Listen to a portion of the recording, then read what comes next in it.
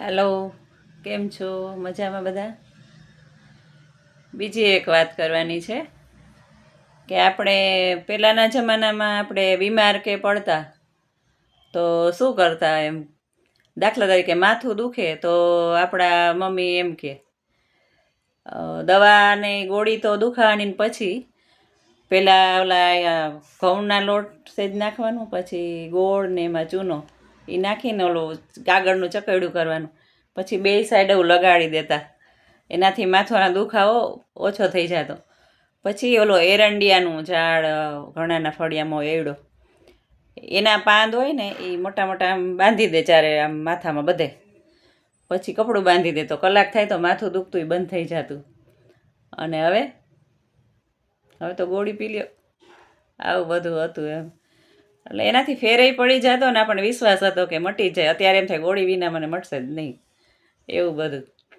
એટલે પહેલાંના જમાનો ઘણો સારો હતો. આ હું 80ની સાલથી 90ની સાલ સુધીની વચ્ચેની વાત કરું, જ્યાં મેં જોયેલું છે એ બધુંને અનુભવ્યું છે. પછી શરદી થઈ હોય તો શું કે પહેલાં ઓલું રાબ પીવડાવે, પછી એનાથી થોડોક ફેર ન પડે તો 3 ટાઈમ જ કરી નાખ હોય, સવારના રાબ, પછી 3-4 વાગે એમ કે ચા નથી દેવી, આ હળદરવાળું દૂધ બનાવી દે, પછી ઓલો ઇજમેટના ફૂલ નાખીને એ ચા બનાવીને પીવડાવે.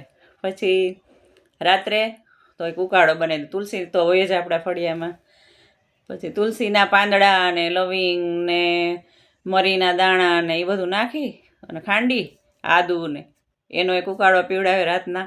પછી એમ કે સાવ આપણે નીંદર આવતી હોય ને ત્યારે શું કરે કે હળદરવાળું પાણી બનાવી દે, ખાલી એમાં મીઠું ને હળદર એ નાખીને એ પાણી ગળવામાં રહે ને એ રીતના, પછી બીજું સાદું પાણી પીવાનું જ નહીં, એ પાણી પીને સૂઈ જવાનું તમારે. એટલે તમને 3 દીમાં તો શરદી ભાગી જ જાય.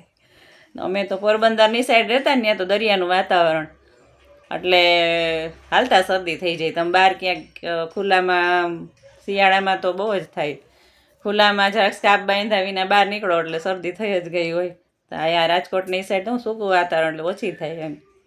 અને કેળા ને એવું તો ક્યારેય ખાવા જ ન મળે, ના હો તમને શરદી થઈ જાય. મમ્મીનો જ ઓલો હોય, આઈસ્ક્રીમ તો નહીં જ, પ્રસંગમાં ક્યાંક ગયા હોય ને કંઈ એવું ખાધું હોય તો નહીં એમ.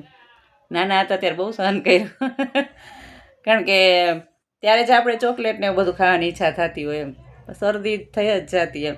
એટલે આ બધા ઘર આવા બધા નુસ્ખા હતા, એનાથી મટી જતું. એ બાકીનો બધા જે નુસ્ખા છે એ આવતા હપ્તામાં કહીશ. આવજો.